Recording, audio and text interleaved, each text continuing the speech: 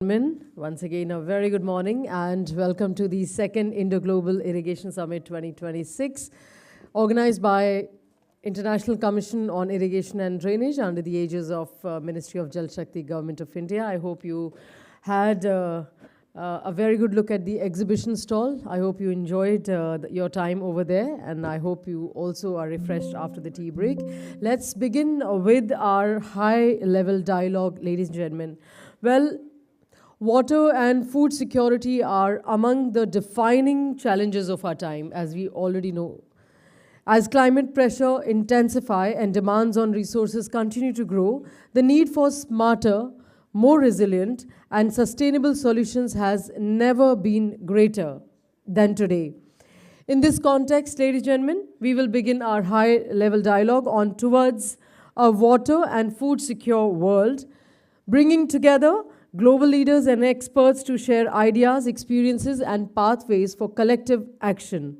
And now it is my privilege to invite our first speaker, Dr. Marco Arcieri, President ICID from Italy, and his topic is Water Reuse as a Strategic Resource for Agricultural Resilience, Experience from Around the World. Dr. Marco Arcieri. Thank you very much. Oh, this is the, okay. Which way we point? Okay.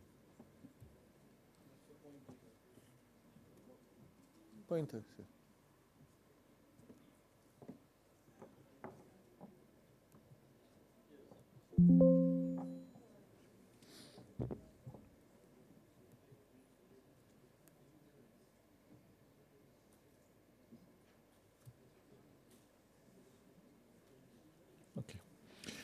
Thank you. Thank you very much again.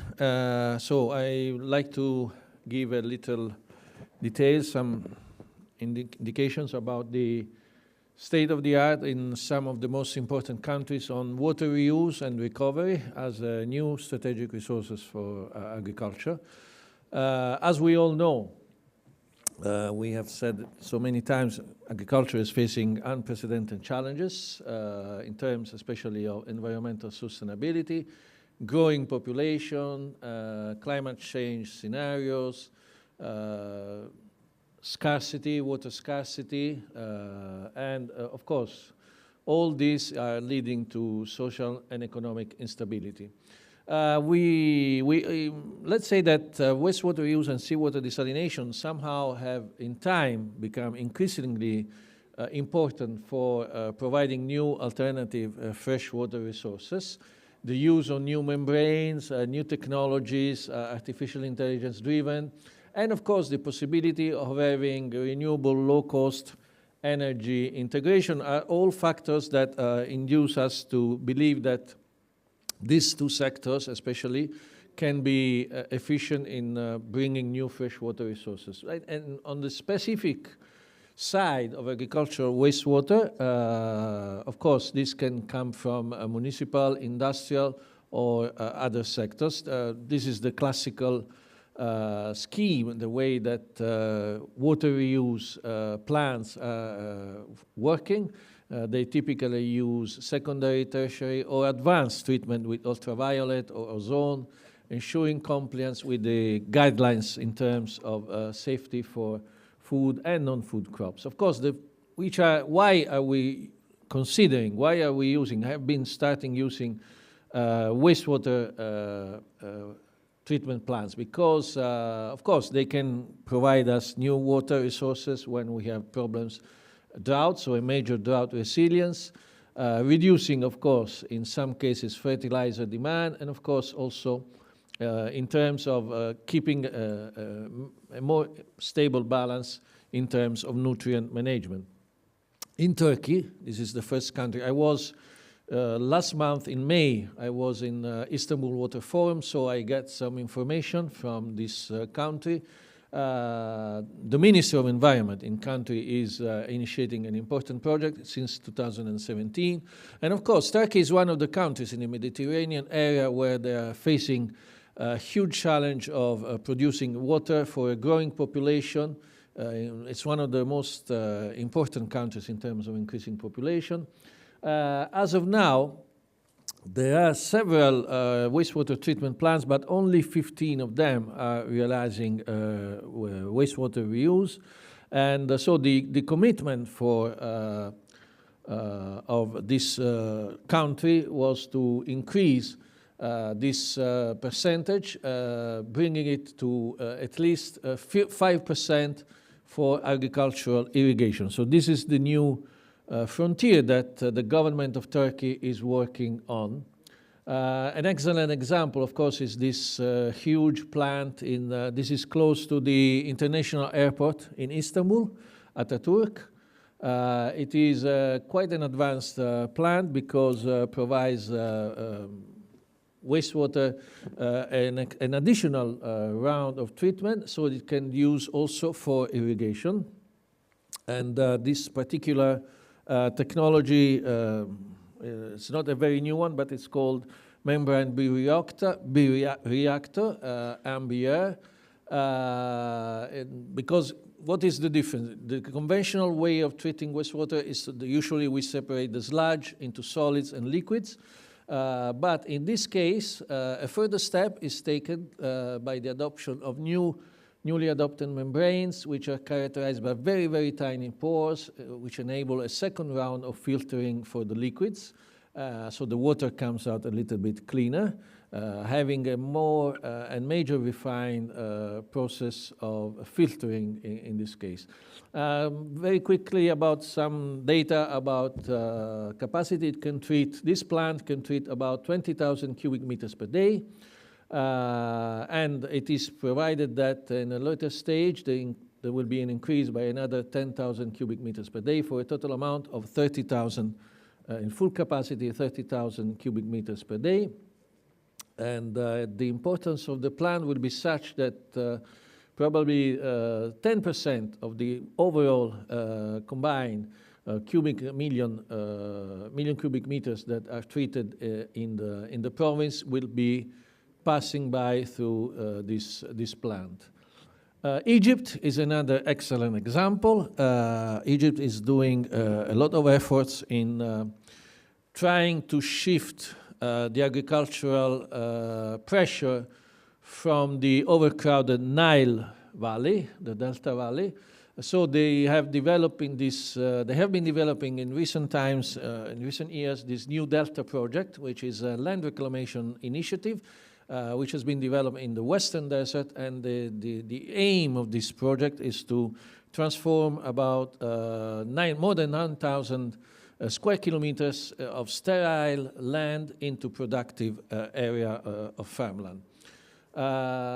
So in order to achieve this goal, they have been investing a lot in wastewater treatment plants, especially focusing on the use of wastewater for agricultural development and expanding of irrigation. And we can say, yes, according to the data we have, that probably Egypt now is the leading country in the world in terms of capacity for wastewater use for irrigation. Some of the most significant plants are the Helamam plant. This is probably today the largest wastewater treatment capability, is treating 7.5 cubic million of water per day. And the other one is Bahr al-Bakar. It was established in 2019, and it treats a little bit less, about 5.6 million of cubic meters per day.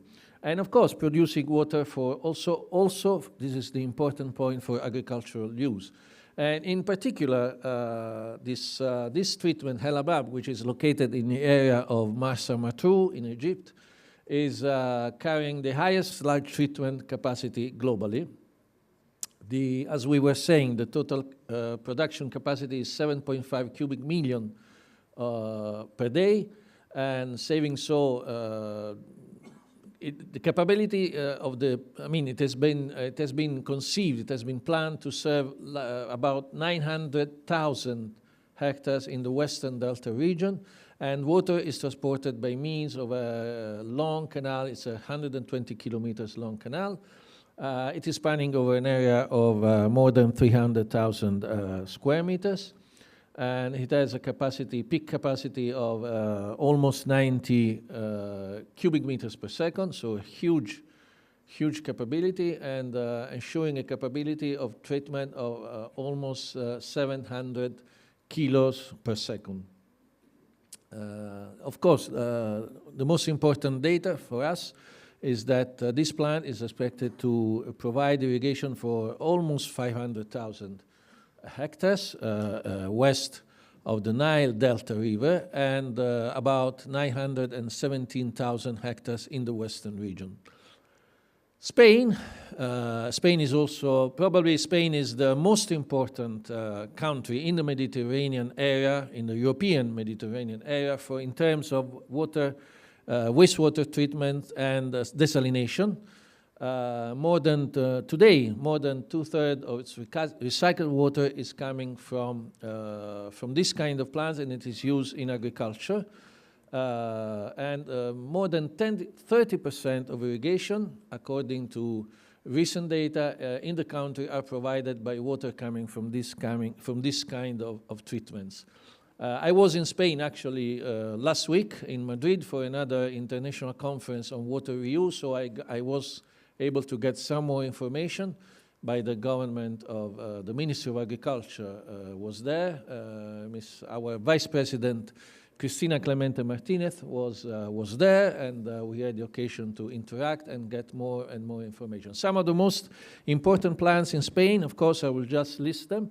The one in Barcelona, then this one also is very important in Valencia, in Alicante, in Tarragona, and this one, the last one, is in Tenerife, the islands, Canary Islands in Tenerife. I will just focus a little bit. One of the most important is the plant in Barcelona, which you can see here in this photo. This can produce up to 50 cubic million meters per year. Has a new consolidated technologies, of course, like reverse osmosis, but also a very advanced and innovative disinfection treatment process, which is carried out by means of ultraviolet rays. And so this, of course, this allows for agricultural and also for industrial uses of the water. Approximately is 420 cubic meters per day. So this plant is specialized in advanced water use, especially for agriculture, as we were saying, as well for environmental needs. The peak flow capacity is 3.5 cubic meters per second, and the design flow is 12,500 cubic meters per hour. So we have around 0.75 cubic meters per second assigned for irrigation, specifically assigned for the irrigation of the agricultural cash crops which are practiced and are cultivated in the area. So according to this, this plant is expected to provide irrigation to a potential area of ranging between 3,000 and 4,000 hectares, depending, of course, on the agroecological specific conditions of the area, the crop water requirements, and the efficiency, of course, of the irrigation system that will be adopted. I personally visited, I will conclude with this example, I personally visited these very interesting wastewater treatment plants close to Madrid. This is close to the Royal Palace, to the Moncloa in Madrid, and it's called EDA, Estación Depuradora de Aguas Residuales, and it's located in the very heart of Madrid. It's one of the major wastewater treatment. I think to remember, this is the 5th most important wastewater plant in Spain. And it is managed under the society, under the Canal de Isabel II, which is the public entity which is responsible for the integral water cycle in the community of Madrid. Madrid is a city now, I think to remember, ranging somewhere around 4 million people. So as you can imagine, it's a very, very important and very advanced. I wanted to show you because it has very advanced figures. It was a very interesting visit.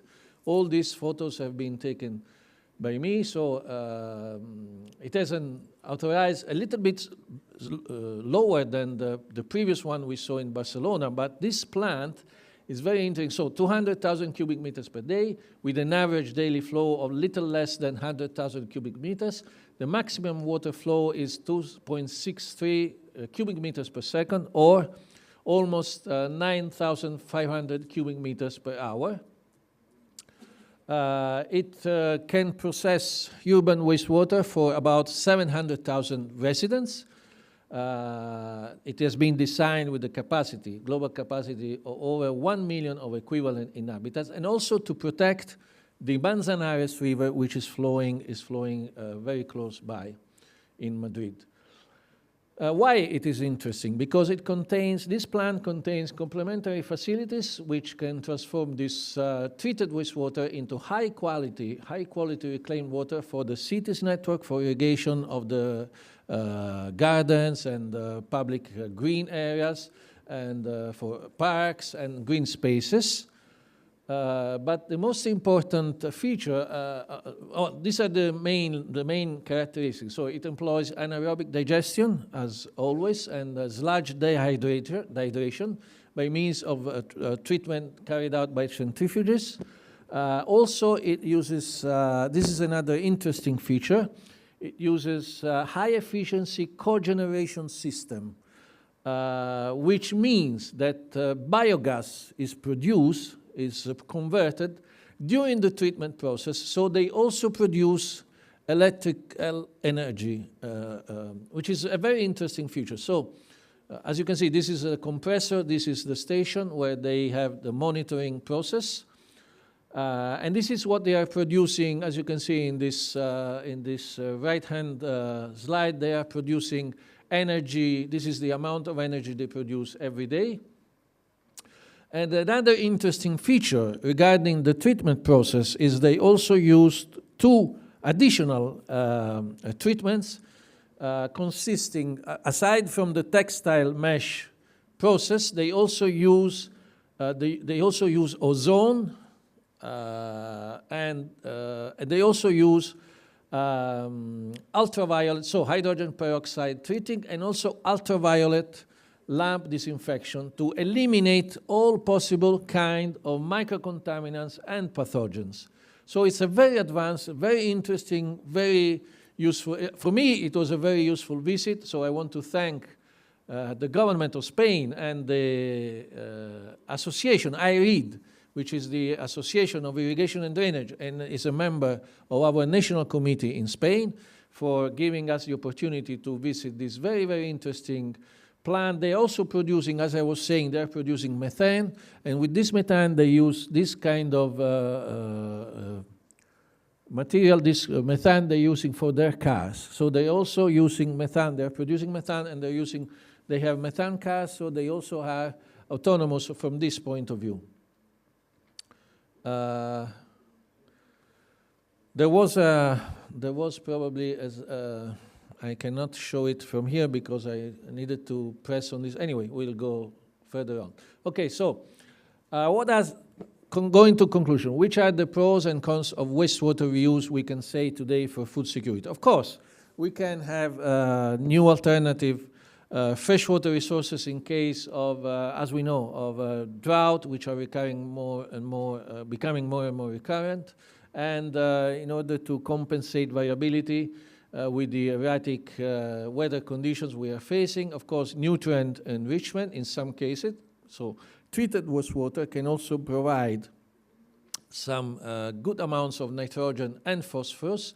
In many cases, it can reduce the need for synthetic fertilizer. And of course, another important aspect is the freshwater conservation, because it can help this kind of treatment plants and this kind of new water resources can relieve pressure on the freshwater aquifers and the rivers, preserving these very important resources for municipal and drinking purposes. But on the other hand, a great problem which is faced in almost everywhere is the buildup of salinity. Of course, we have in time, the risk is to building high levels of dissolved salts in wastewater, which can accumulate over time. And of course, as you can see here from this slide, degrading the structure. There are some, of course, health and safety risks because of the presence of residual pathogens, bacteria, viruses in some cases. But I would say that this is a minor, according to the new technologies, the new membranes that are now available, this is not the most important threat to this use of water. There's another important aspect is to cost, operational and building cost, filtration system, and we need to have separate pipeline networks. So all of this requires for massive capital investment. But probably the most important emerging issue about reusing this kind of wastewater is the contaminants. There are some conventional treatments which unfortunately are not able to remove all the micropollutants that we can find today, like pharmaceutical, antibiotics, or heavy metals, or FAS, microplastics, which of course can very seriously and very dangerous can be accumulated in the food chain over the long term. Finally, we all know, all of us who are dealing with the UN Water Conference, with the United Nations organization, we know that we have entered, as it was said by this very famous paper, we have entered this area of global water bankruptcy. But the question, and I would like to leave this suggestion to all of us for these days, for these 2 days, why have we reached this point? This is the main issue I would like to talk about with you and discuss. Because traditional freshwater sources like rivers, aquifers are running dry. We know this due to the over-extraction. Groundwater table, we have seen this morning the issue of groundwater table management in India, but not only in India, of course. So we need to reduce, we need to take off the load from on the pressure on nature. We have to start and implement using water, wastewater and desalination to reduce pressure on vulnerable underground aquifers, so allowing the natural balance, the natural river ecosystems to recover. But very important, we need to do something much more to rebalance the water cycle. Salvatore, this is something that we have to work very seriously together upon, because we need, as irrigation community, but not only irrigation, as water community, I think we really need to shift from the drain and pave model of using water to retain and regenerate models. How can we do this? Very quickly, by implementing rainwater harvesting systems, which are very viable, very costly effective, and can be very efficient. More and more implementation and use of nature-based solutions, but especially I think there is a lot we can do on planting vegetation to rehydrate the atmosphere. This is a photo from China, and you might know that in China they are conducting amazing, and they are producing amazing results in terms of regaining land, farmland from the desert, actually from the desert, by planting particular trees or shrubs, and there is a lot that can be done on this particular side of the water cycle to start, or at least hoping to start, to have a new balanced water cycle. Thank you very much.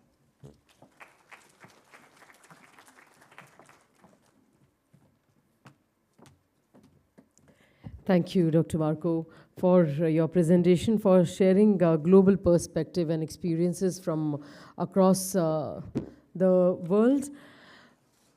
You've also very effectively highlighted how innovation, collaboration, and the strategic reuse of water can strengthen agricultural resilience and help secure a more sustainable future. Thank you so much for your presentations. Ladies and gentlemen, our next speaker is a globally renowned and respected advocate for water security and international cooperation.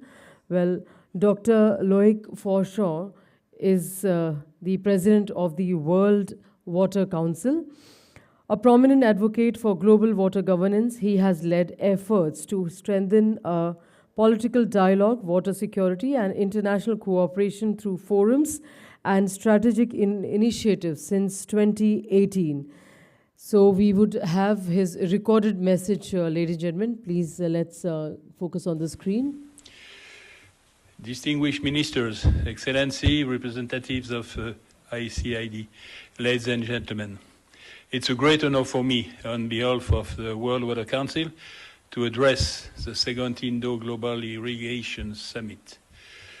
Allow me first to congratulate the organizers for choosing a theme that is both timely and essential: smart irrigation management. Indeed, irrigation is no longer simply about moving water from one place to another. It's about managing one of humanity's most precious resources in a world facing unprecedented uncertainty. Today, we live in a time marked by multiple and overlapping crises. Climate disruptions are becoming more frequent and severe. Droughts are longer. Floods are more destructive. Food systems are under pressure. Geopolitical tensions continue to affect energy markets, supply chains, and agricultural production. Yet amid these challenges, the world continues to move forward. New technologies are transforming the way we understand and manage water. Artificial intelligence, remote to sensing, satellite monitoring, digital twins, smart sensors, and automated control systems are opening possibilities that previous generations could scarcely imagine. The question before us, therefore, is not whether irrigation has a future. The question is whether we can make irrigation sufficiently intelligent, resilient, and sustainable to secure the future. Agriculture accounts for the largest share of fresh water used worldwide. This reality places irrigation at the very heart of global water security. But water security is inseparable from food security. And food security is inseparable from social stability and peace. When water becomes scarce, harvests decline. When harvests decline, communities become vulnerable. And when vulnerability increases, instability often follows. This is why irrigation is not merely an agricultural concern. It's a strategic instrument for development, prosperity, and peace. And at the World Water Council, we often summarize our vision through three simple words: preserve, reserve, serve. First, we must preserve our rivers, aquifers, lakes, wetlands, and ecosystems. Preserve both the quantity and quality of water resources. Preserve the natural capital upon which all economic activity ultimately depends. Second, we must reserve. We must improve our capacity to store water across seasons and years. This means investing in smarter reservoirs, groundwater recharge, wastewater reuse, rainwater harvesting, and integrated watershed management. And third, we must serve people, farmers, communities, and future generations through efficient and equitable water management. Every drop saved through innovation is a drop made available for resilience, development, and nature. This is what smart irrigation management becomes indispensable.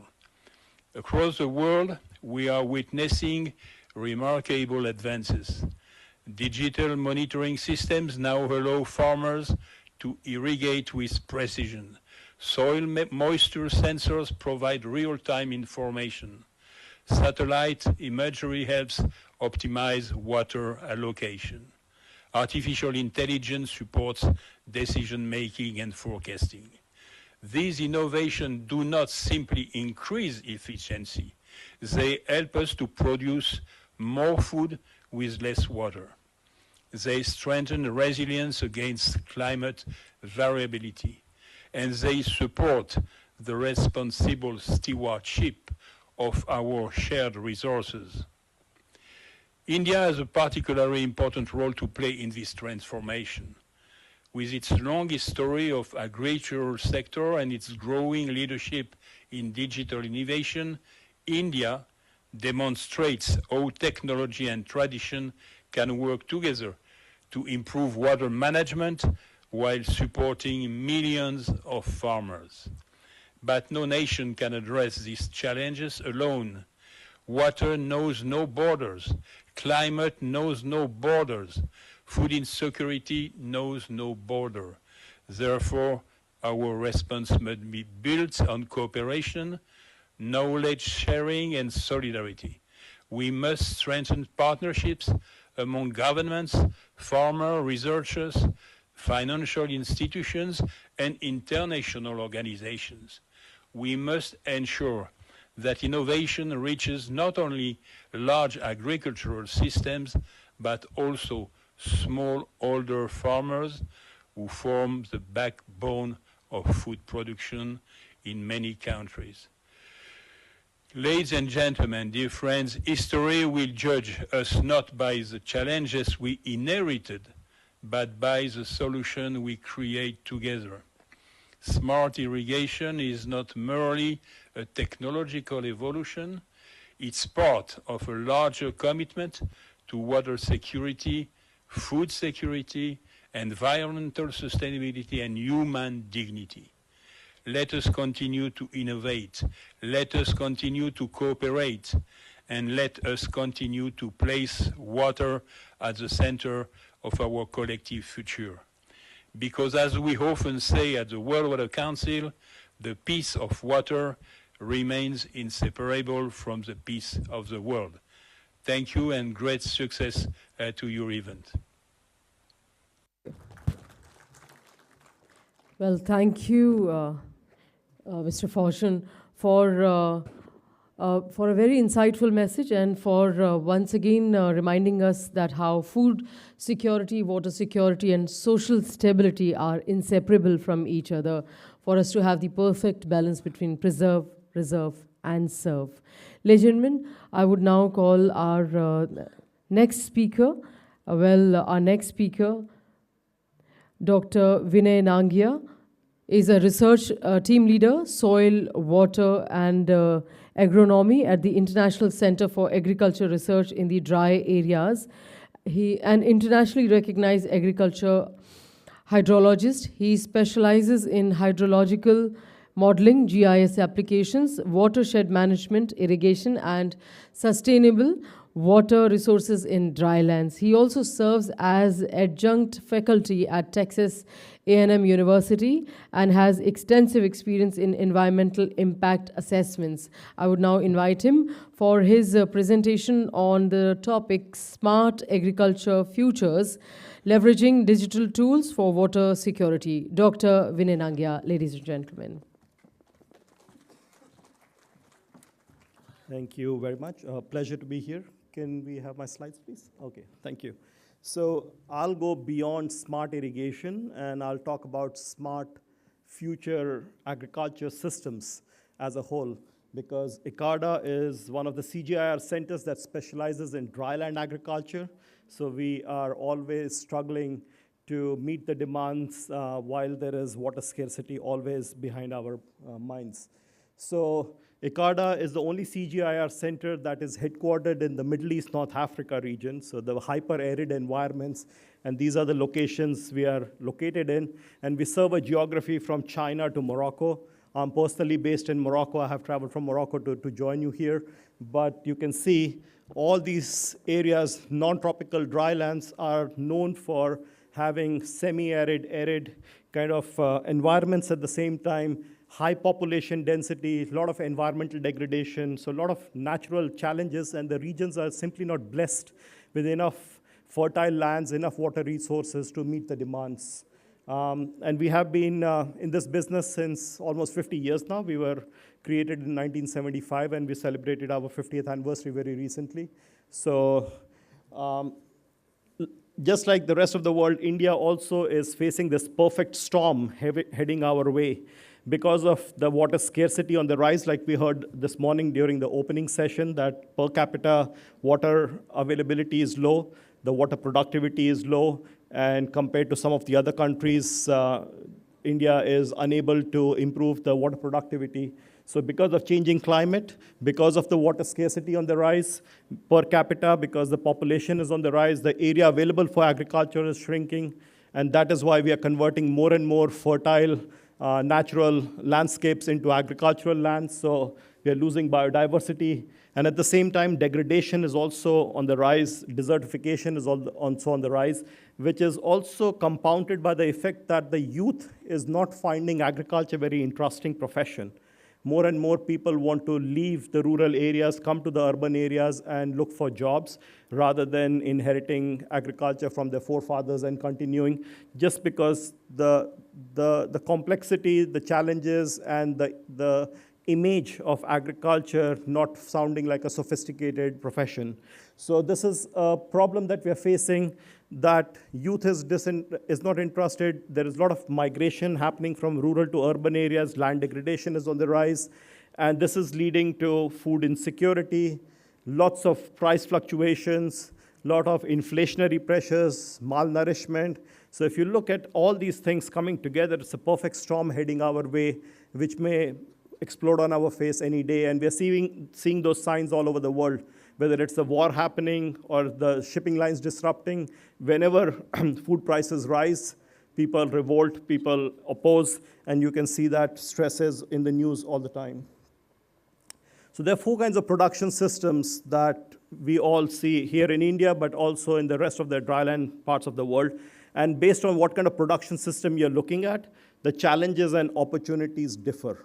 If it's a rain-fed environment where you're dependent on the rainfall for your production, all you're trying to do is meet the water demand-supply gap, maybe by rainwater harvesting, maybe by soil water conservation, but you're trying to maximize that limited amount of water and try to stretch it, make it available for as long as you can. And this is all about on-farm water management and things of those kinds. Then when you go to irrigated production systems, which are relatively very few all over the world, like the amount of area that is irrigated versus rain-fed, the fraction is very small, although it's very intense agriculture because you have full control over water. Like in the morning, we were saying it can be on demand. You can switch on a tap and you can have water available. That's where the future is. But in the irrigated systems, because you have good control over water, you can de-risk your operations. You know that there is water available, so you can invest in high-yielding varieties. You can invest in land preparation. You can invest in mechanization. So irrigated systems have different challenges, maybe waterlogging, maybe salinity, maybe drainage.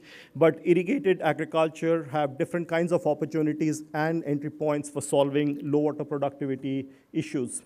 Then agro-silvopastoral systems are hyper-arid environments like you find in Jordan, in Syria, in Palestine, and even in Rajasthan and parts of Western India, where you have 100, 150, less than 200 millimeters of rainfall, where you don't want to intensify these systems because they will turn into desert. These are very fragile places. We're just trying to maintain some kind of vegetative cover so that these marginal areas don't convert into deserts. So how you can have some kind of a dignified livelihood opportunity for the smallholder farmer, maybe some sheep and goats, maybe some shrubs, maybe some small aromatic plants they're trying to grow, and they're trying to hedge their bets. If the crop fails, at least they have a small ruminant, small animal as an insurance, so that they have some opportunity to earn a livelihood. So agro-silvopastoral systems are a mixed farming system with their own challenges, with their own opportunities. And with the emerging new science and technology like nanotechnology, solar, IoT, so many new things coming up, 3D printing, etc., it looks like even desert farming could be a viable option, as we see in some of the Gulf countries and in other parts of the world. Solar-powered greenhouses, agrivoltaic systems, desalinated water being used for vertical farming. It looks like you can stay within the planetary boundaries and you can have some kind of option for having desert farming also as an opportunity in the dry areas. We at ICID really believe, like, till now we have had two revolutions in field of agriculture. The first one was when mechanization was introduced. When you had farm machinery, you had tractor, and one farmer was able to produce enough food to feed about 56 people. Then came the second revolution, which was the green revolution that we are very familiar with, where we had high-yielding varieties introduced, we had lots of fertilizer plant built, we had huge irrigation schemes built. The same farmer from same acreage of land, because of the efficiency gains, could now feed enough, could have enough food to feed 156 people. So the efficiency gain because of the second green revolution brought a lot of gains. But now McKinsey and lots of people are forecasting that the third revolution could be precision agriculture, the digitalization of agriculture. And the kind of gains we are expecting from digitalization is that the same farmer from same acreage of land may be able to produce enough to feed 265 people. So ICID is also trying to join this revolution. And what we are trying to do is, when you talk about precision agriculture, what comes to your mind is huge land holdings, drones flying, automatic tractors, automatic guidance systems, and big things that you see typically in North America or Australia and elsewhere. At ICID, we are trying to take the principles of precision agriculture and bring it to the smallholder farmers. So I'll give you some examples of how we have taken these innovations, the science, and try to introduce it in India and in other countries in my next few slides. So some of the things that we are working on is, for example, a farmer or an extension agent. Just like a doctor carries a stethoscope, a blood pressure device, what if we could offer them handheld devices, like a green seeker, like a thermal imaging camera, like a soil health testing kits, NPK testing kits. We are trying to introduce these less than $500 devices so that farmer can check on the spot what is wrong with my crop. Is it chlorophyll content that is low? Is it the water stress that is causing the leaf to turn brown? What is it that is harming my crop? And you can have an on-the-spot diagnostics and very cheap, inexpensive tools. Also, smartphone applications. You can take a picture and you can try to understand what is wrong with your crop and identify the disease. Other thing that we are trying to do is, so many farmers do organic farming, like the tobacco farming done in India and elsewhere. They don't even know that they're eligible for carbon credits for those. So how you can repurpose agriculture, whether it's conservation agriculture, whether it's organic agriculture, and help the farmer gain additionally from the carbon farming perspective of what they do. Another thing that we are working on is the diversification of crop-based systems, because more and more people are just eating calories coming from 3 or 4 commodities. It's just the wheat and the rice and the maize and a few other things that we consume. And we are increasingly moving away from lentils. We are moving away from beans. How you can have some plant-based proteins so that you're not consuming a lot of meat or dairy products, because meat and dairy products have very low water productivity. They consume a lot of water to produce. What if we could substitute those with some lentils, beans, etc., and we could have some plant-based proteins? We are embracing green transition in agriculture. How about we try to reduce the environmental footprint of agriculture by having solar-powered applications such as agrivoltaics, solar-powered desalination, but exclusively for agriculture purposes. Because till now, solar-powered desalination is being used for producing drinking water, municipal water, but agriculture doesn't need that quality of water. You just have to remove some salts, not all the salts, not all the micronutrients. So how you can repurpose this technology for agricultural purposes, and what do you do with the brine? Then we have solar-powered drip irrigation. I'll talk to you about the work we have done wonderfully with Jain Irrigation and others. And solar-powered hydroponic and root zone cooling is an interesting thing that we are working on. This is a screenshot of an app we have developed for Madhya Pradesh state here in India. And we were called upon because they wanted an advisory application in local language for the farmer to be able to receive very precise, tailored, specific advisory meant for that farmer, not a generic advisory for the whole area, but for that farmer's location. So based on his GPS location, we fetch the data from remote sensing products, from different weather stations, from different IoT devices, and try to tell him what is the weather forecast for coming 14 days. What is the soil moisture status? What is the NDVI status? What is the ideal planting date? How much yield can you expect? What is your soil NPK value? What is the crop NPK requirement? And how much fertilizer in which ratio you should be applying? And we can even help him make a budget. How much did you spend for labor? How much did you spend for land preparation? And you can have a cost-benefit ratio done very quickly. So using this, we have been able to reduce the need for irrigation by about 1 or 2 irrigation intervals. We have tried to reduce the need for fertilizers by about 15 to 20%. And this way, we have improved the economic water productivity, the rupees earned per cubic meter of water by about 25 to 30% for corn, for wheat, for soybean, and cotton in different provinces of Madhya Pradesh state. So these are the sciences that we use in our precision agriculture application. We have smart sensing technology. So we have motion-activated cameras that can take the picture of the insect. It can identify the insect by matching it with a digital library. It can tell you the population of that insect, and it can tell you what disease it may cause and what preventive actions to take. We also have regression models looking at the weather and trying to say the certain weather conditions are ideal for a certain disease outbreak. So we try to send out a probability that because of this humidity, this temperature, this growth stage, it's very likely a certain disease may come, so farmer can take some kind of preventive actions. We have smart fertilization. So based on the soil NPK and the crop NPK requirement, we can give very precise advisory, whether it's rain-fed system, irrigated system, what kind of fertilizer in which ratio to apply, and everything is done in local language. So this is Indian version in Hindi, but then we have an Arabic version, we have a Moroccan version, we even have a Russian version for Uzbekistan, but the back-end science is the same for all of these. These are some of the innovations I just want to show you very quickly, but I just want to touch upon the one that you see on the extreme right. You see inside the greenhouses, we have tomatoes growing. What ICID has discovered is that you don't have to cool the greenhouses all 12 months a year. All that you need to do is apply cold water to the roots of the plants. You don't have to cool the whole environment, the whole chamber, because 90% of energy and water in a greenhouse goes in cooling down that system. But we have tried to reduce that by applying root zone cooling method. So we just chill the water, and we apply chilled water to the plants using drip irrigation systems. And then on the extreme left, if you see, is the agrivoltaic systems, which is taking off in India also in a big way. How you can have some shade-loving cash crops growing under the shade of these solar panels. And when the farmer is not harvesting crop, he is harvesting energy, which he can sell to the grid. So energy becomes an alternative source of income for these farmers, like you see on the extreme left. And in the middle, I have a new kind of desalination technology, not the reverse osmosis. It's called the electrodialysis-based technology, which we have introduced in partnership with MIT. And it produces 60% less brine and 50% less energy needed.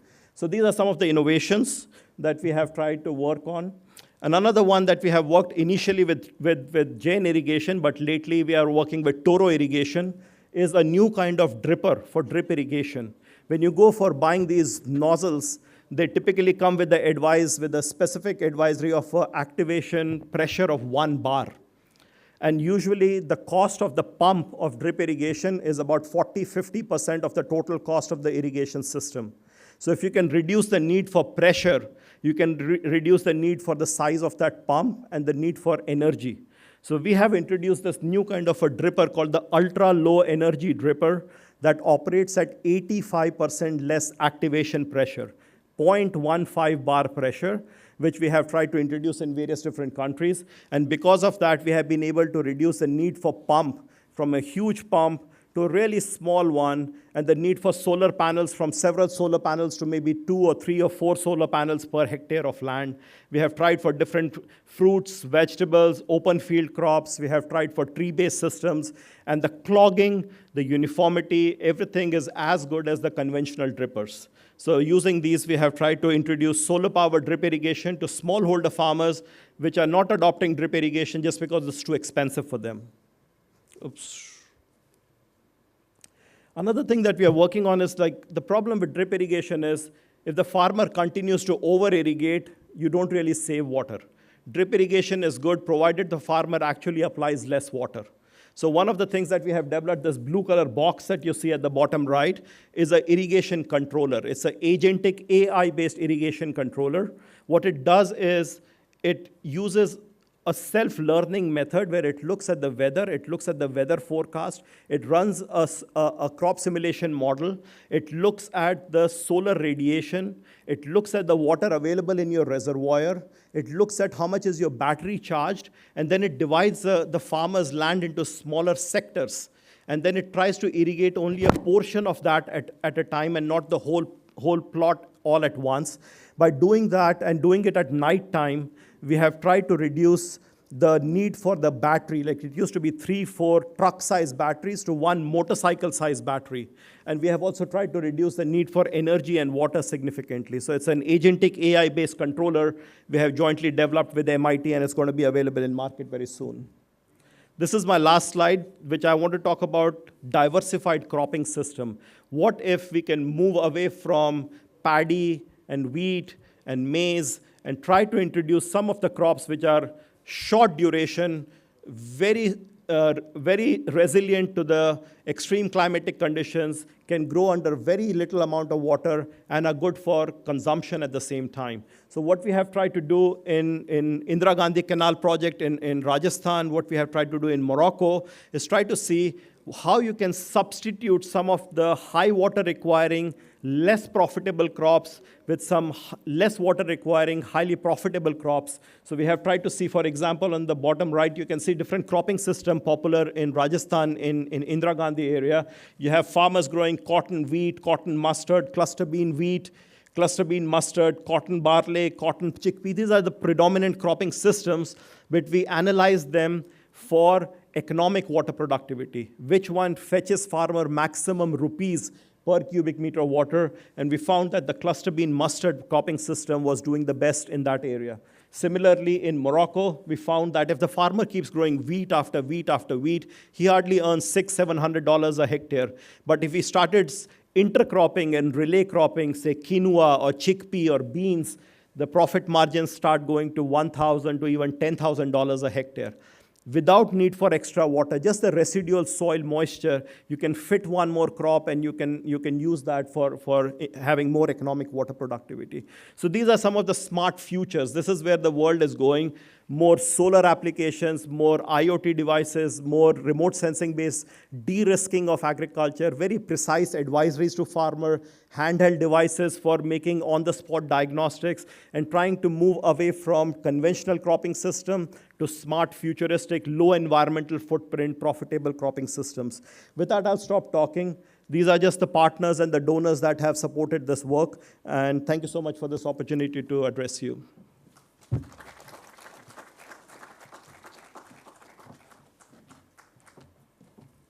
Thank you, Dr. Nangia, for highlighting the immense potential of not only technology and data-driven solution, but also the next-gen farming system in advancing water security and sustainable agriculture.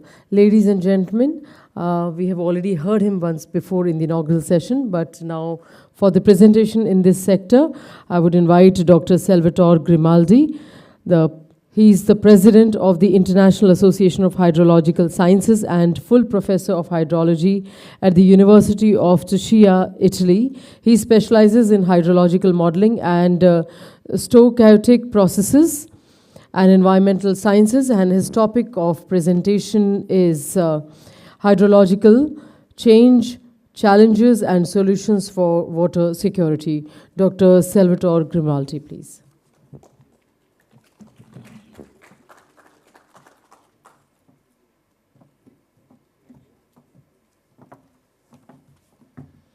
Thank you for the generous introduction. So today I will do a very trivial presentation, actually, because I will, of course, I prefer to share common knowledge to identify a sort of call of action for the challenges that we are experiencing.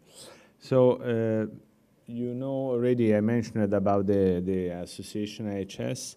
And so I will not spend time on this, just to underline that among the commission there are many commissions that are related to topics that there is a good intersection to the ICID organization. And I would like to underline actually the decade that we launched, Helping Decade, so hydrology engaging local people in a global world. So we strongly believe on the fact that we need to understand the local problems for identifying global solutions. And again, there is the motto, Science for Solution, that is very new for a scientific community that would like to focus more on solutions. So say that, let's go to the topic of today. It's something that is frustrating for hydrologists, and I think also for ICID, that until now, in the last 20 years, every day, I think, we heard about climate change, okay? And so we heard about solutions about climate change, and it seems that all the problems related to the water security and water crisis are related to the climate change, okay? So, of course, I'm a hydrologist, and as a scientist, I'm not negationist. And so I believe, of course, in climate change is true. And of course, we expect to have, we already had temperature increase, we already had effect on the glaciers, and we expect to have the effect on the water availability in the changing on the rainfall patterns and the rainfall intensity. We are still working on this to quantify actually the effect. So the issue is that the narrative is true, but I think it's incomplete. And the message through the media, that is very powerful, because the message to the media drive all the word of the grants, of the research grants. So the message of the media is to try to understand the climate change, is to try to interrupt the reason that created the climate change, that actually, of course, it's important, but the future generation, for the future, very long-term future, because what we have now, in the next 30 days, in any case, we will have, okay? So the focus is very partial, and the media is very focusing on this. But the reality is that we should not call climate change, but we should call change, or better, global change. And of course, I told you it's trivial, but the correct definition, it should be a combination of climate change, hydrological change, and at the end, global change. And there is a difference, and then I will be in detail, more in detail on the hydrological change and the global change. While climate change are talking about future scenario, concerning hydrological change, a global change, we are talking about there is something that is already acting since many years. It's not a scenario, okay? So what does it mean, hydrological change? I think you can imagine. So the catchment that now we are studying, we are modeling, are not the same compared to the same catchment of 30, 40, 50 years ago. There were a lot of transformation in the land use, in the agricultural, due to the deforestation, many, many reasons related to the physical property of the catchment that changed completely his behavior. And so this impact, it's important to underline, modifies significantly the hydrological response, first of all, and the hydrological cycle together. But this impact is stronger than climate change impact, and is acting, at least in many areas in the world, since 50 years ago. If you compare the land use in the Rome area compared to 30 years ago, you can see the response of the basin will be something like 30% more, while the increase of the intensity of the scenario of the intensity of precipitation will be plus 5%. So again, I'm not telling that climate change is not important. I'm just telling that it's a component of a puzzle. And this puzzle, one important component is the hydrological change. Global change, it's more important. It's more important because, of course, we are increasing the population. We are increasing all the technological support. And so we are increasing dramatically the water demand. So the three components that is crucial to understand is an intersection between water availability, hydrological response, and the water demand. So if we recognize that, and if we start to disseminate this challenge in this way, so in the unified way, it will be possible to address the challenge. It will be possible to find solutions, because otherwise we can invest an enormous amount of money in a specific direction without considering that the problem is not an isolated problem, but is a part of global problem. So this is crucial, and this message, I think it's obvious. Some of you could say, okay, we know that. But apparently, important part of the society is not aware of this, okay? So how we can manage this change to protect water security? And of course, society is not asking us only for better explanation. Society is asking for, of course, usable knowledge, and I was very glad to see the previous presentation, very, advanced technology presentation, very smart, and so toward practical solutions. And this is why also, as a scientific community of hydrologists, we would like to start with this transformation. So again, it doesn't mean less science. It means a stronger science. A science that would like to identify a solution is brave, okay? So it's a science that would like to identify all the chain to arrive to the solution, not to the first step of the idea, okay? So the major priority in this context are, for sure, better understanding the change. We cannot find a solution if we consider only one piece of the change, but the prediction under changing conditions. How is it possible to create a model that is based on a stationary hypothesis? We cannot, because our model in the past were characterized assuming that all the conditions were stationary. But now we should admit that each component is variable and is not stationary as well. So, for sure, solutions that can be adapted to local context, and this is the role of the association, is crucial. There are not universal solutions. Each solution should be tailored to the local community. And this is important to know, actually, also the local problems. And the stronger links between science, policy, and practice is, again, a crucial point nowadays. So we need a big transformation in the academic system. It's not easy. is passed through the governmental rules. But it's time to do that.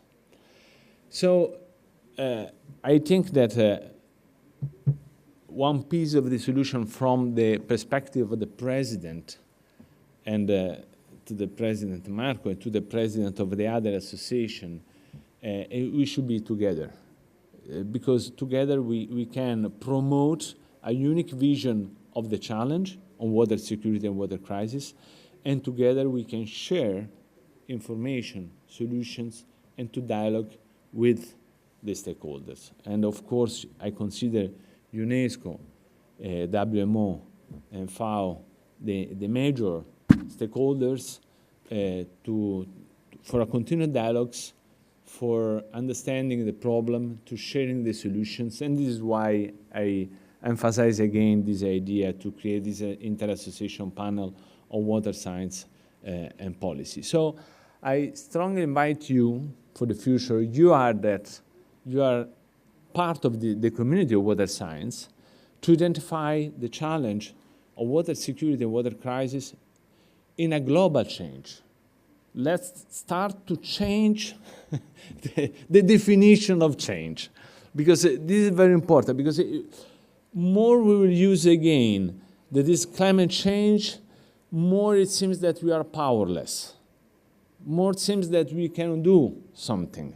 But it's not true, because we are experiencing now a global change. So 3 components: water availability, hydrological response, and water demand.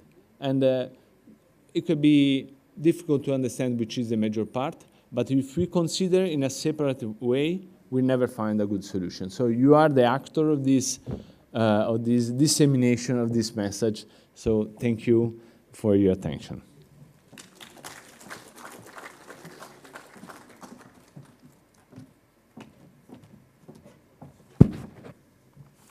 Thank you, Dr. Salvatore, for your address and enriching us with your global experience, and also once again for highlighting the vital link between science and sustainable solutions. Ladies and gentlemen, for our next presentation with the topic on smart irrigation management as a pathway to climate resilience, resource efficiency, and food security, I would be inviting Mr. Meher Salman, Senior Water Officer, FAO, Italy, and very briefly would also like to share with you that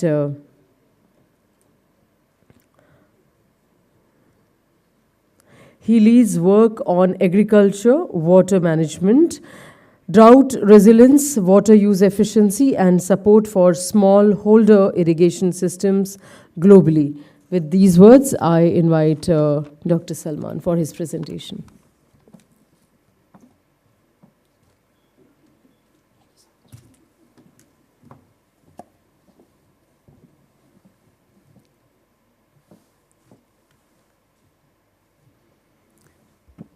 Good morning, colleagues, partners, and friends. It's really our pleasure at FAO to be part of this summit on smart irrigation management, and my personal pleasure to be with you today. As mentioned in the morning, last year we could not make it, but this year we were determined to do. So I'm here with you. So the key word in the presentation you see in front of you is the word pathway, and pathway means sequence. So I will try to put the presentation in this way. Usually every discussion on food security is also a discussion on water. So irrigation today is asked to do much more. It must produce more food, use less water, consume less energy, reduce emission, protect ecosystems, and remain reliable under climate uncertainty. That's all asked by irrigation. So this cannot be achieved through just improved infrastructure alone. So the transformation in irrigation must be transformation in management as well. But let's start by recalling why irrigation remains so strategic for global food security. Figures and facts mostly known, but they remind us, they build a story. So we know that irrigation occupies only about 1/5 of the cultivated land, but yet it contributes around 2/5 of global food production. And by 2050, irrigated agriculture will need to meet 50 to 70% of rising food demand. This makes irrigated agriculture one of the most powerful levers for food security. But at the same time, agriculture is the dominant user of fresh water, accounting, as we heard in the morning as well, for around 70% of global fresh water. This means that the way we manage irrigation has consequences far beyond the farm. They extend to rivers, aquifers, energy system, food prices, and even to rural employment. So the key question is not whether irrigation matters. It clearly does. The question is whether irrigation systems can adapt fast enough to deliver food security under such an increasing climate and resource pressure. To bring us to the pressure now, irrigation system operating under a very difficult reality, from the one for which many of them were originally designed. We, the generation trained on irrigation management, we see this fact daily. So climate variability is increasing. Droughts and heat waves are becoming more disruptive. Competition for water from cities, industries, and environment is growing. Energy costs are rising, and irrigation agencies are expected to deliver more reliable services with limited budgets. But at the same time, farmers, the key here, are facing higher production risks and growing market uncertainty. Then these are not isolated challenges. They interact. We know drought increases pumping. Pumping increases energy demand. High energy cost reduces affordability, and so on. So it's a chain. So the challenge is not only the amount of water available, it's also the way irrigation systems are planned, operated, and managed. So the majority of irrigation systems were built around a supply model. We know it: fixed schedules, limited monitoring, supply-driven allocation with weak feedback from users. But farmers need reliable, flexible, and timely water services, and irrigation agencies need real-time information to operate their systems under scarcity. So the alternative is demand-responsive delivery, performance tracking, and farmers' feedback. This is the management gap. On one side, we have infrastructure that often remains supply-driven. On the other side, we have a demand for climate-resilient, accountable, and performance-based water services. So here it comes. Smart irrigation management starts by closing this gap. So what do we mean when we say smart irrigation management? So smart irrigation management is not a single technology. It's an integrated system that brings together data, infrastructure, institutions, incentives, and users to improve irrigation decisions. It uses on one side sensors to observe field and system conditions. It employs remote sensing to monitor crops and water at scales. It adopts AI to help interpret data. It applies water more precisely through improved irrigation methods, and so on. So most importantly, smart irrigation management connects these tools to farmers, users, agencies. Without that connection, technology remains a demonstration, and that is often the case. What we see is demonstrations. With that connection, it becomes really a management system. So the first block from what I said is digital transformation. So digital transformation in irrigation begins with data, but it must not end with data. Often we find ourselves, our target is the data itself. So it should not end with the data. The value of sensors, weather informations, satellite imagery, digital platforms lies in how they change decisions. Field sensors, for example, weather data and remote sensing can feed digital platforms that generate decision support across multi-levels. At the field, for example, farmers get guidance when and how much they irrigate. At the scheme level, operators can identify losses and adjust delivery schedules. At the basin level, data supports water accounting and allocation planning. This is how it is included, integrated into a decision-making. At the farm level, the digital intelligence must translate into the precise application of water. And here I built on previous presentations by my colleague Vijay on precision irrigation. Precision irrigation is one of the clearest examples of smart management in practice. So the aim is simple. Let's take it this way. Apply the right amount of water at the right time, in the right place, according to crop demand and local field conditions. So we know, also proved by many evidences, that several cases show water saving up to 30% with improvement in water productivity, up to 30% also in cases like wheat when it applies the, precision irrigation while maintaining yields with less water where systems are well designed and managed. But precision irrigation is not a one-size-fits-all solution, so it requires content.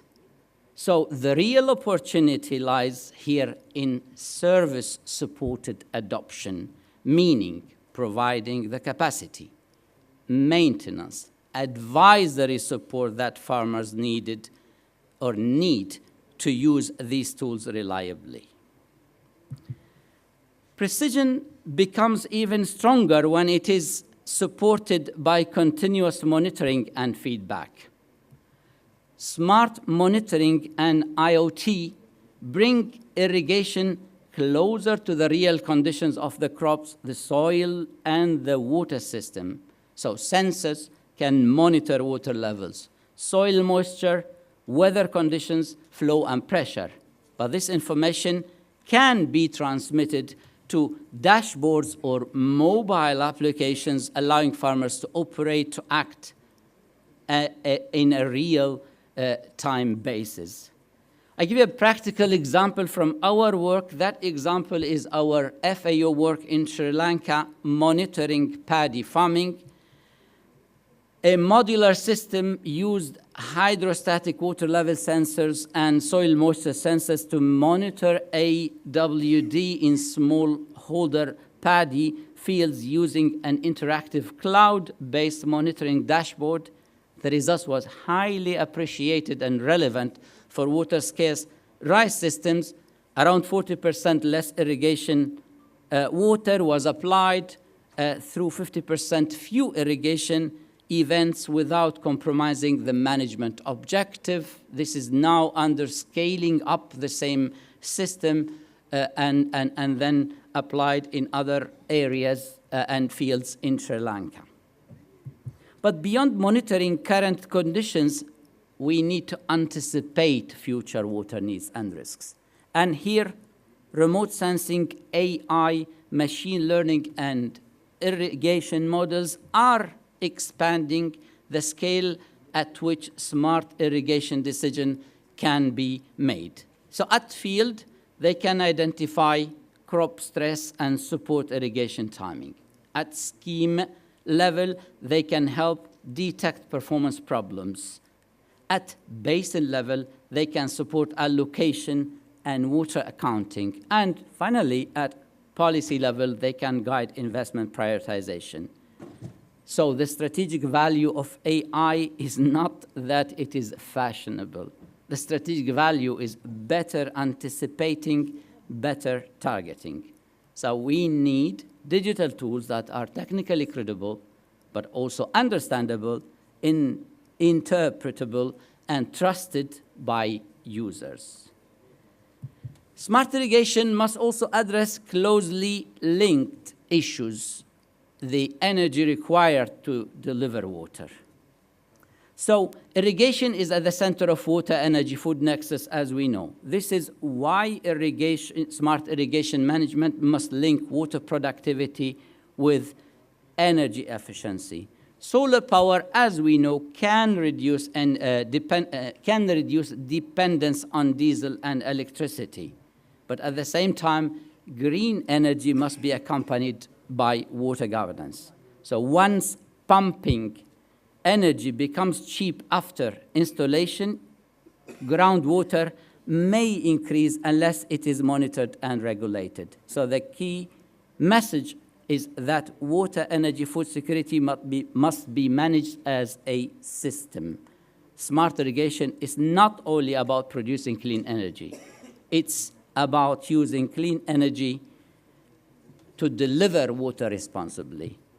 So in water-scarce regions, resource efficiency also requires diversifying of water resources, of water sources available for irrigation. We know where fresh water is limited, all countries looking into increasing their safer water portfolio. But the key word again is safe. I heard in the morning a presentation by our colleagues from India talking about treated wastewater possibility to recharge groundwater. For me, that's a big issue. Safety is very important here.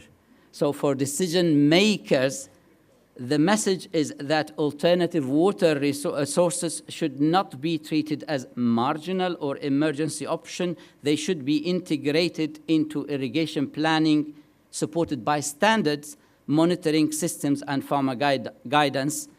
And that's where I emphasize on what I heard as a statement. If that is applied, excellent, we see it, but we have to be careful with standards, monitoring, and giving guidance to solutions like such.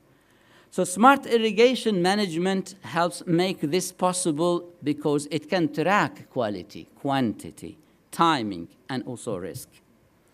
So to scale options, countries need tools that help diagnose, prioritize, and monitor. We know that irrigation modernization becomes more complex. Decision makers need clearer tools. Tools are common. We have a lot of simulation models, digital dashboards. FAO has produced a lot, many of you using them, like the RAP, Mascot, others. So smart management means that public investment is linked to measured outcomes, not only to physical constructions. But tools and technologies will not scale by themselves. They need institutions and people for implementation. So technology can improve irrigation when it is embedded in institutions that can use it. And here the private sector role is important in advancing smart irrigation, but technology choices must remain grounded in public. We often emphasize on private sector, but we forgot that whatever technology choices, it must remain grounded in public interest and farmers' needs. It also means that those farmers should not be passive recipients. They should be part of the need, the design, the testing, and the scaling. So this institutional agenda leads directly to the policy and investment priorities. For decision makers, the central question is how to move from pilot to scale. What is the answer in that case? I need coordinated policy and investment package that connects technology, institutions, finance, and accountability.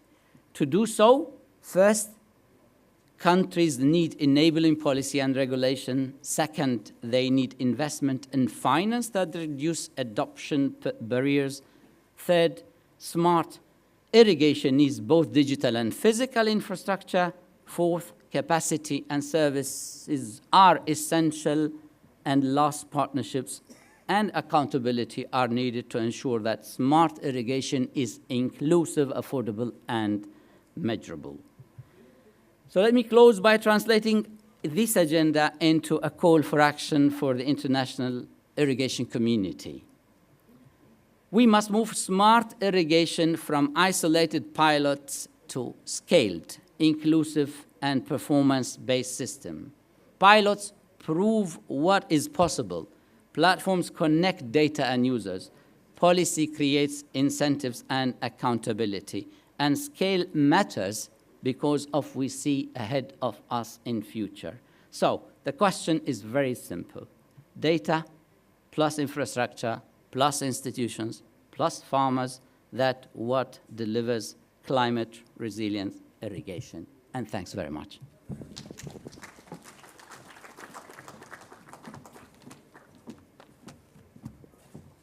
Well, that was indeed a very, very knowledge-enhancing presentation. And I want to once again thank Dr. Salvatore for reminding us that improving water use efficiency is not merely an agriculture imperative, but a cornerstone of global food security. Thank you so much for your thoughts and presentation, Dr. Salvatore. Ladies, I beg your pardon, Mr. Salman. Ladies and gentlemen, now I would invite Professor Chandra A. Madramuthu, President Honorary ICID from Canada, for his presentation on what are the limitations to monitoring drought.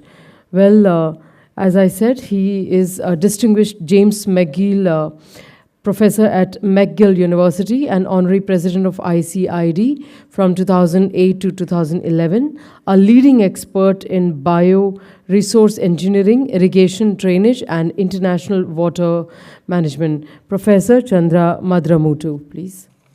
It would be a recorded presentation as he's joining us digitally. Good morning, everybody. My name is Chandra Madramuthu. I'm the President Honoraire of ICID and a distinguished James McGill Professor at McGill University in Montreal, Canada. I apologize for not being present today during your Global Irrigation Summit, the second global ICID Global Irrigation Summit held in New Delhi, due to other commitments that I have this week here in Montreal. But I'm very pleased to be able to be invited to deliver this presentation. As you can see, the title of my presentation are what are the limitations to monitoring of drought, and lead in, of course, to the management of drought and how do we cope with drought in the case of the work of ICID. From an agricultural and operational standpoint, drought is expressed when precipitation fails to meet the requirement for crop productivity because evapotranspiration is considerably below precipitation for an extended period of time. As a result, there is soil moisture depletion, crop yields can be severely stressed, and this leads to low or no crop yields. The situation can be compounded by other meteorological variables such as high temperatures, and the effects are being felt not only in the crop production sector, but also in the livestock sector because there's reduced availability for feed supplies and inputs for animal production. And so as a result, both crops and livestock could be severely affected by drought. Drought is a slow-moving natural disaster that affects food and water security. It leads to shortages of water and eventually to famine. According to the World Health Organization, recent statistics produced by them show that there are about 55 million people globally who are affected by droughts every year. Drought threatens people's livelihoods from a socioeconomic standpoint, but also from a health standpoint, it increases the risk of disease and death. And in some parts of the world, as we've seen in the Horn of Africa, leads to mass migration of populations. which then creates further political instability. Water scarcity impacts 40% of the world's population, and as many as 700 million people are at risk of being affected by drought and displaced by drought by the year 2030. Now, just to illustrate here a schematic of how the drought process is expressed, as you can see, primarily it's climatically driven. You have rainfall impacts, temperatures, high temperatures, humidity. There's also wind, and there's cloud cover. So basically, drought progresses over time from very moderate to severe drought based on temperatures, the amount of rainfall and evaporation we may get, the amount of sunlight that occurs. And then, as you can see, these all go down as shown by the red arrows. We can then get into the effects on crop yield, reduced crop yield, lower soil moisture. And then from a hydrologic standpoint, we could see lower water levels in reservoirs, sometimes lower groundwater levels as well. And so the environmental impacts become quite severe, social impacts are severe, and of course there are economic effects. And this is what we have to deal with in terms of drought. Now, this diagram will show you the severity of drought as it occurs. And you'll notice here that from the different types of drought that are taking place, from from very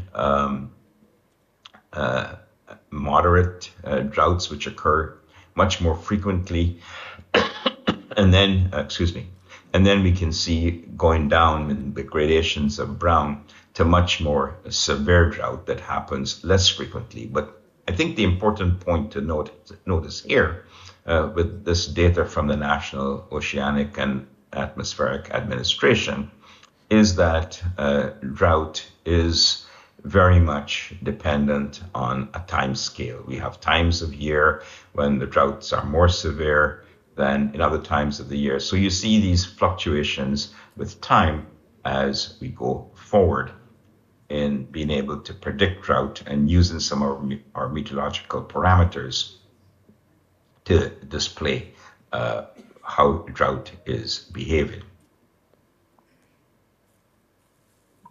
The point that I would very much like to make here is that, over the period of time, when you look at that chart from 1950 to 2017, we've had extreme drought over the entire 50-year period or so, and also moderate to severe drought as well. But the extent of the drought fluctuates depending on the year because of the meteorological variables that occur at that period of time in the US. Now, the importance of this slide, which is quite recent, this January 13, 2026, you'll get an idea of how drought monitor varies every spatially. You can see here on January 13th with the United States, where they do this quite intensive drought monitoring. They do this drought monitoring mainly from one of the things I wanted to point out here standpoint is to inform variability of drought. We've talked about the temporal because the summit has been held in India periods of the year. Also, I request the AV team to kindly look into the overlap of the but here you can see even in the wet voice. eastern regions in the United States, and then they did feel some drought earlier. Very important. Because the summit is being held in India, I've shown here also how drought varies across India. Of course, the most extensive regions being in Western India, and then moves across to some lesser amounts of area that are spatially affected by drought as you move east. But obviously, India, as you know, we have the semi-arid tropics in the central part of India, and a lot of the work that is being done in organizations such as ICRISAT is how do we produce drought-resistant crops, chickpea, lentils, millet, sorghum, to be able to deal and cope with drought in these dry land areas. If we go to the continent of Africa, the situation is also quite severe depending on where you are. So as you'll notice here, there's variation between wet and dry areas depending on where you are on the continent. Should mention that there are about 90 million people who face acute hunger across Eastern and Southern Africa. Some areas in the region have been experiencing the worst drought recorded, and in Ethiopia, Zimbabwe, Zambia, Malawi, maize and wheat crops have been suffering from repeated crop failure. In 2024, in Zimbabwe, the corn crop was down by about 70% year on year. Maize prices, have doubled, and as a result of the shortage of crops. So this starts to touch on some of the socioeconomic impacts that are being felt by drought. Some 43,000 people in Somalia died in 2022 alone due to drought-linked hunger, and the crisis has continued through to 2025, with a quarter of the population facing food insecurity. And should note that in Zambia, the Zambezi River fell to about 20% of its long-term average, leading to energy shortages. So once we start to experience this hydrological drought, the impact could be even further than just crop and livestock production, affecting crop and livestock production, but also affecting energy, which is one of the key drivers of the economy, especially if you're powering irrigation systems and you need energy for such irrigation systems. As you saw in the diagram I showed you earlier on in the presentation about the progression of drought, which was taken from the work of Zargar et al. 2011, there are 4 ways in which drought can be classified. There's meteorological drought, which we've talked about before in terms of evapotranspiration, precipitation, relative humidity, wind speed, solar radiation. There's agricultural drought, which as a result of the meteorological drought, we start to see impacts on crop and livestock. And then there could be further impacts, as I just mentioned, with respect to river flows and rivers, like the Zambezi River, and then socioeconomic drought, which I've alluded to before. So these are the 4 broad ways in which droughts are being classified. The other way in which is very commonly used to be able to look at drought is the Palmer Drought Severity Index, which uses temperature and precipitation to estimate relative dryness. It does a very reasonable job at quantifying long-term drought. It uses temperature and a water balance model to capture the effect of global warming on drought through changes in potential evapotranspiration. However, the Palmer Drought Severity Index does not capture droughts on timescales of less than 12 months. So this is really a forward planning tool through projections. But if you were going to cope with drought on a weekly, monthly basis, one would need much better prediction tools.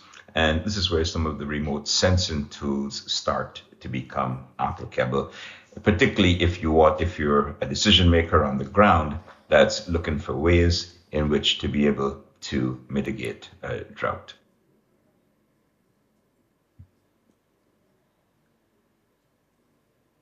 The Standardized Precipitation Index, SPI, is another method that is being used to quantify drought. And you have variations of that. You have the Standardized Precipitation Evapotranspiration Index, SPEI. And as you can see, these are global data that shows us across how drought is behaving across all the continents. You also have an evaporative demand drought index, EDDI, and you could get this on different timescales. As you can see here, these are on a monthly timescale. But now we start to get into some of the other ways in which we can predict drought by looking at vegetation and soil moisture through remote sensing. There's work that's been done with images, satellite images and platforms using, for example, CBAL. There's the GRACE model as well, platform, remote sensing platform. There's also the SMAP platform that was developed in the United States. So these various platforms are available in order to be able to update, instead of being able to just predict how drought is behaving on a long-term basis, how it's behaving in a short-term basis, so that we could make course corrections in terms of food insecurity, better crop planning. How do we ensure that people have food in communities that are experiencing drought?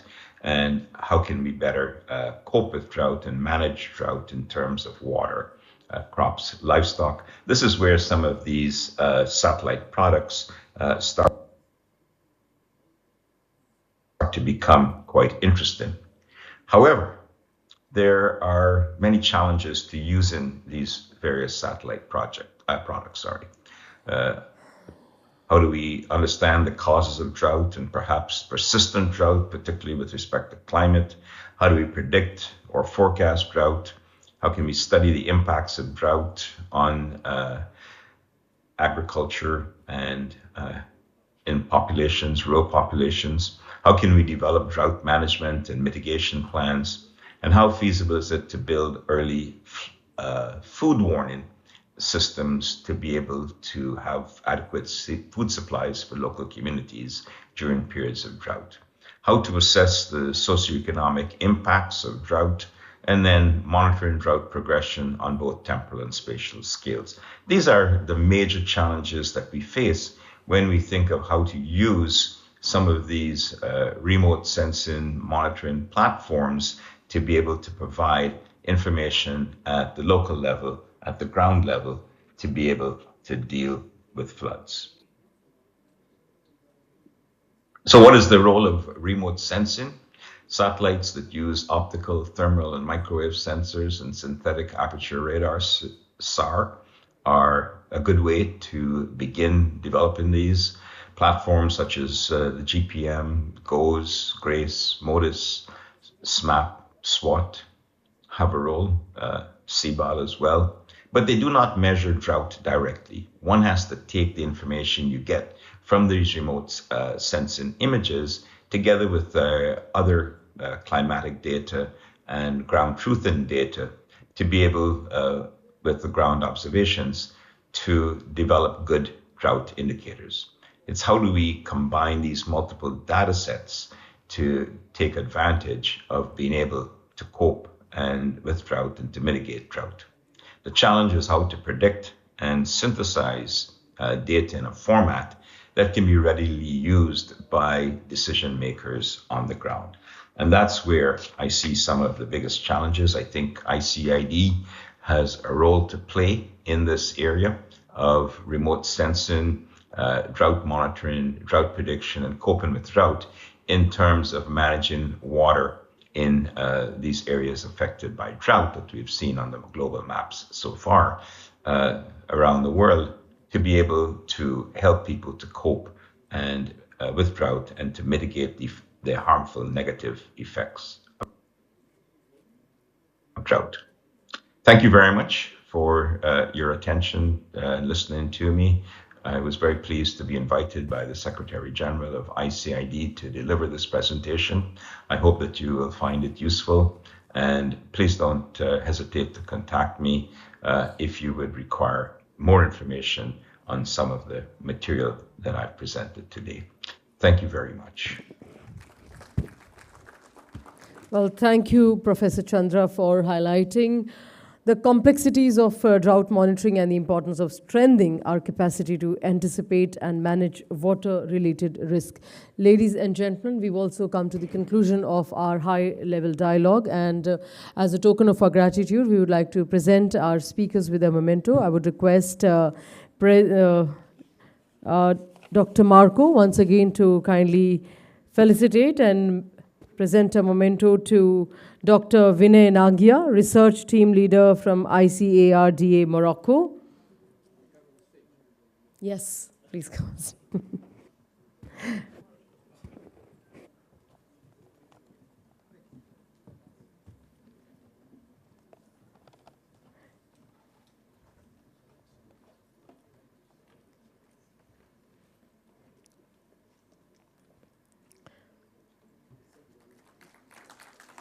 Thank you, Dr. Nagia, for a very knowledge-enhancing presentation. I would now request Mr. Meher Salman to kindly come on the stage, please.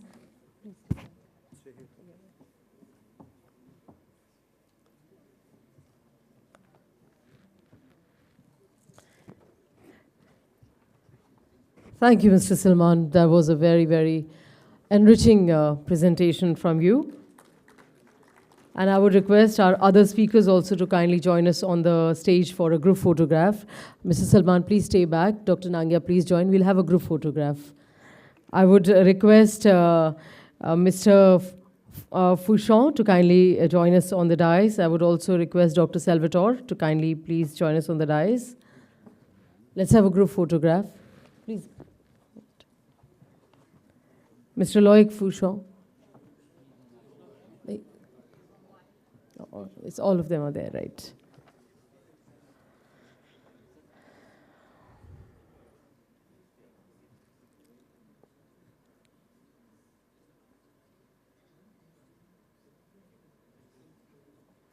Thank you, gentlemen. Well, ladies and gentlemen, with this we conclude our high-level dialogue, which has very effectively demonstrated that while water challenges are shared globally, the solutions too can emerge through shared knowledge, partnership, and action. Well, with this, we invite you to join us for lunch. We also invite you to kindly spare time to visit the exhibition stall. Our exhibitors are waiting for all of you. You can see cutting edge and new, very innovative technology and solutions all lined up in our exhibition hall. So please join us for both the exhibition and the lunch. And may I request all of you to be back with us at 2 o'clock as we will begin once. Actually, by 2:10 maximum. Saranji. 2:10. Please, as we are a little behind our schedule, so I guess 40 minutes should be good for lunch. Join us back at 2:10 so that we are able to start our plenary session in time. Enjoy the lunch, enjoy the conversation, and enjoy the exhibition. Thank you.